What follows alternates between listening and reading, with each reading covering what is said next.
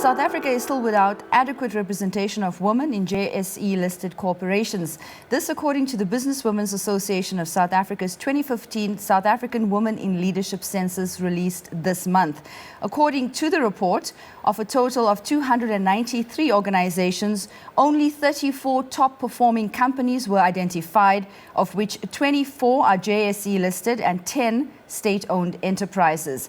A company is considered a top-performing company if 25% or more of director positions and 25% or more of executive manager positions are held by women.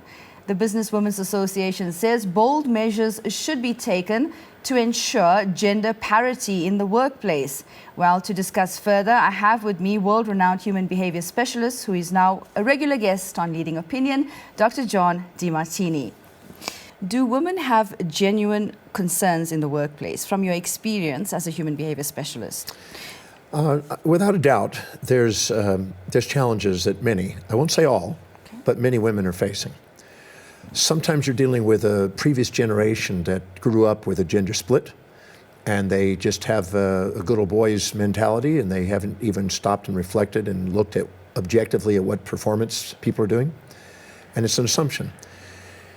So the more objective we become about our performances, and once we show that whether they're male or female, they're actually getting the job done and doing extraordinary jobs, I think we're still holding on to that past generation. I think the next generations and the future generations, that gender split is going to be less and less and less. Mm-hmm.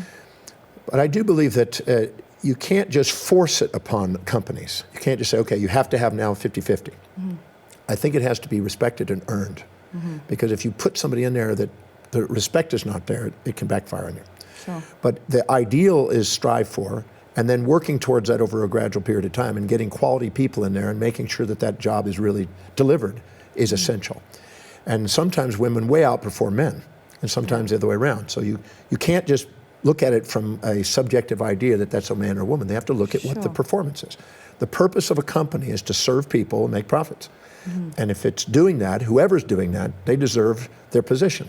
Mm-hmm. And many times now, females are getting the highest educations, and they're coming in there, and there's no reason why they don't deserve those same positions. Sure. But you can't just force it.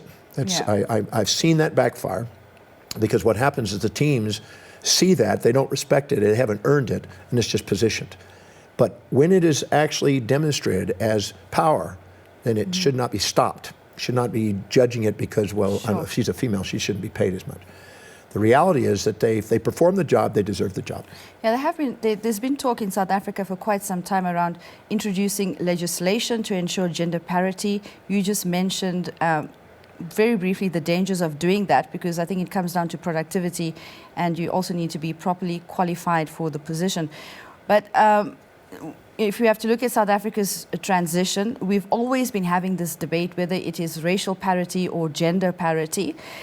We've pushed legislation when it comes to achieving racial parity in the workplace, and we're still debating the country's broad-based black economic empowerment codes that are now obligatory on businesses. They need to employ a certain percentage of black executives, and we want to see more black CEOs being appointed on JSE-listed companies as well.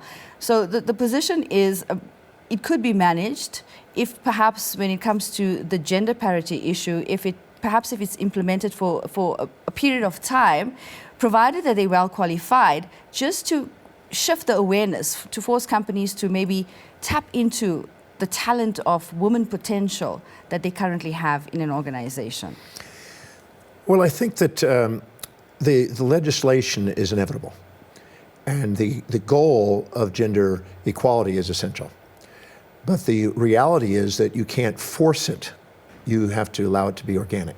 Because if you put a group of people in a room, there's a natural pecking order, maybe a hierarchy. It needs more buy-in, positive buy-in. They're putting the rules in there, and the laws and regulation is going to be an ideal. But it's going to take a period of time, possibly a generation, to be able to pull that off. Once it's in place, and once there's enough educated people to compete in that and come in and do that, then we've accomplished it. Mm-hmm.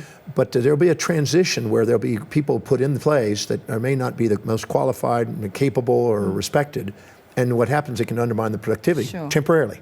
Yeah. But if they've earned the right, and there has to be objective data to be able to sustain that job. If they're doing the job, they deserve it. Yeah. If they're not doing the job, they need to be able to pull from the ranks of other individuals of equal gender to be able to pull in that job.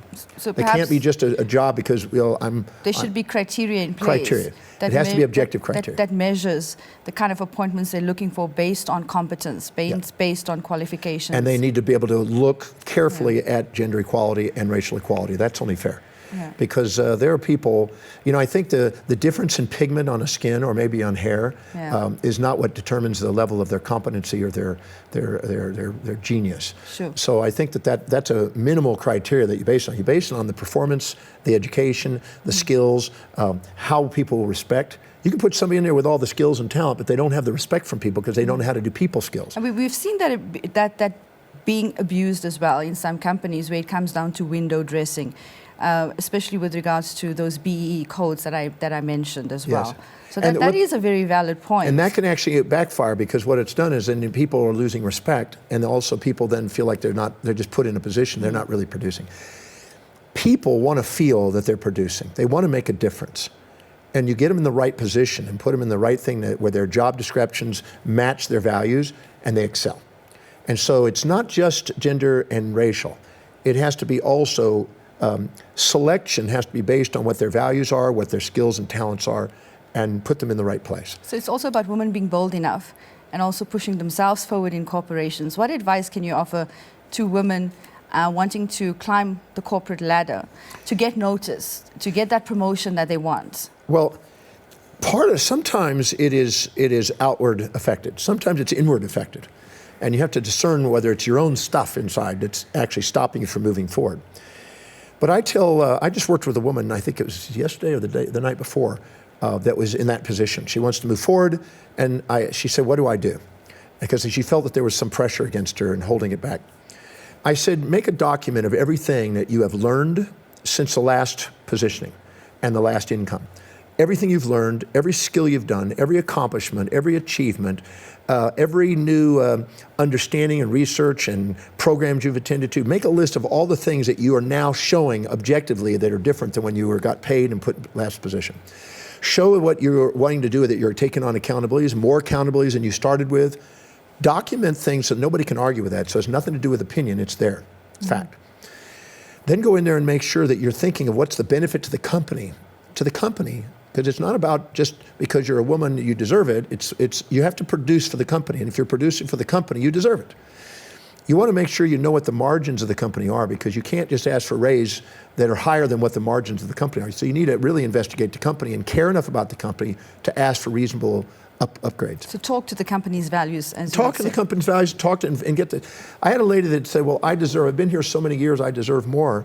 And I said, that's not what it's based on. It's based on productivity. So find out what the actual bottom line is of the company. Find out what you're actually doing objectively, and nobody can argue with that, and then you can prove it. And because you're showing a value, you're indispensable. You want to be able to make yourself so indispensable that they don't want to lose you, so you have the leverage. You also be able to make sure that you have options out in the marketplace that you can go. So you can in negotiation, if you have no other options, you're stuck. You're the underdog.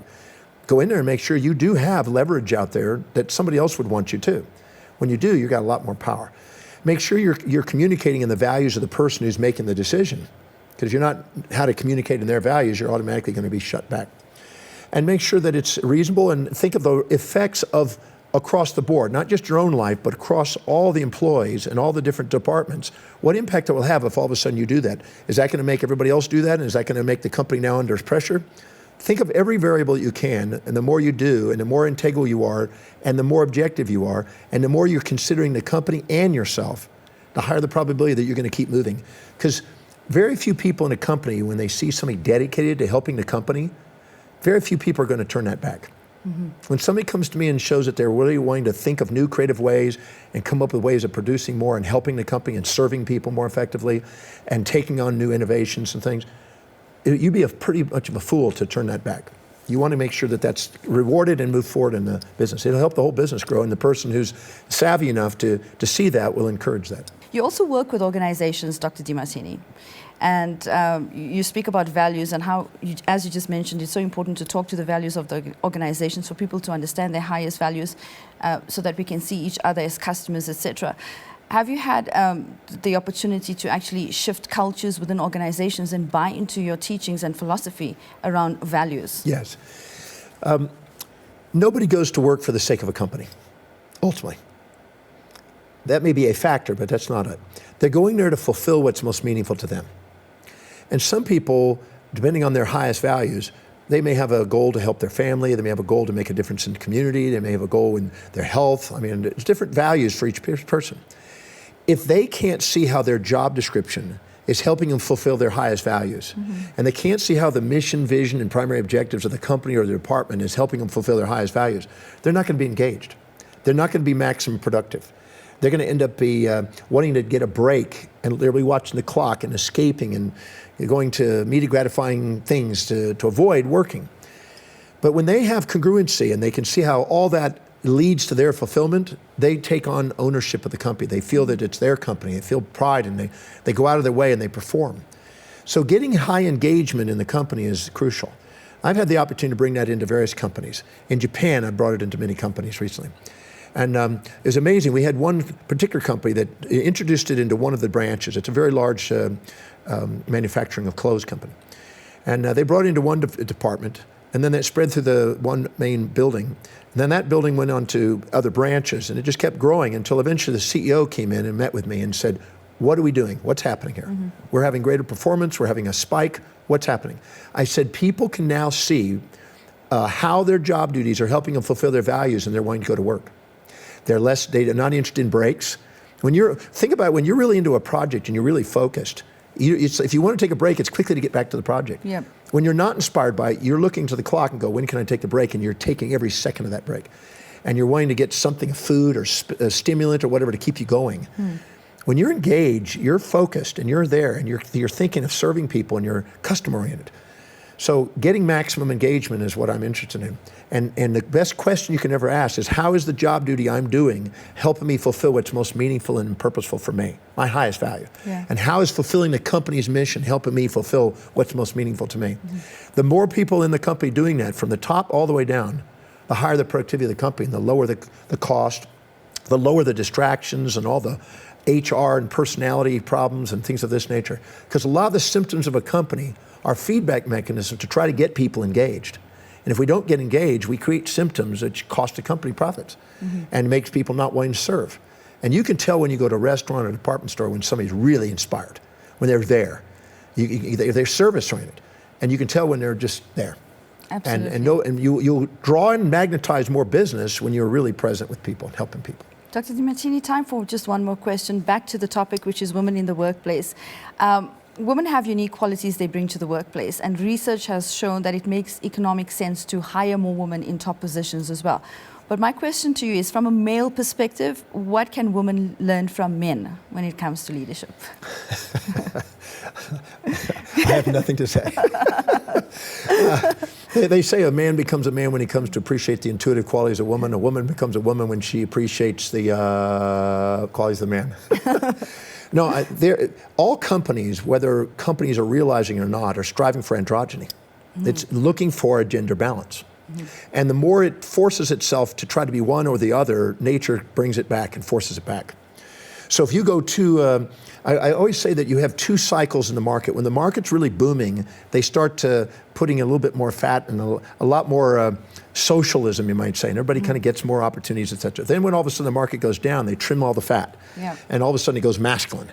So it goes back and forth. But a wise company won't allow itself to go too fast or too slow. It regulates and self-governs. Southwest Airlines was a great example of a person that didn't want it to grow too fast or too slow, but kept it moderated and brought a nice androgyny balance, male and female balance. Companies are striving for balance, and that is essential. So if you actually get that, you actually build the company more effectively. So it's not about just opinions about what we should do it because of racial or color. It's about, that's just what works. And we need to know that and realize that. It's been proven that we need both genders. Yeah. Thank you so much. Great chatting to you as always, Dr. Demartini. Thank you.